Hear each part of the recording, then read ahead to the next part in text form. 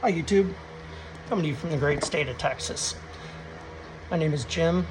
Today I've decided that I was going to finally put in my whole home filter because down here in the heart of Texas we don't have the greatest water, and I'm looking to make sure that we have the healthiest that we can get for our family.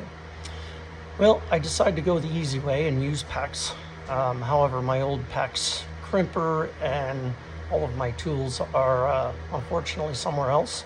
So I decided to try out these Evo Pex by SharkBite. If you're not aware of these, they are a slip-on device connector that they also say are not reusable. Well, I of course made a mistake on one, and now I'm curious as to why they're not reusable. So I've taken my grinder to this.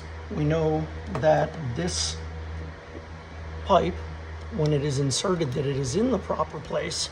When down here, if I get this on camera, hopefully it sees it. We put the pipe in place and we push, we see a small green tooth. Sorry. Small green tooth there that tells us that this pipe is now seated properly, watertight. Well, since we went ahead and decided that this one was not going to be reused, I decided to take my grinder to it and find out what exactly it is that causes these to not be reusable. So we've taken this, appears to be stainless steel, collar off. It does nothing more than keep the pressure in on that connection to allow it to be waterproof and hopefully never burst, regardless of what happens. These are a little bit cheaper than your standard PEX connections. It does require just a cutter. You don't need to crimp them. You don't need to do anything other than the simple push, and you're fine. So after we take this collar off, I can see the green tabs. I've kind of managed to ruin this one a little bit, but they're still in place.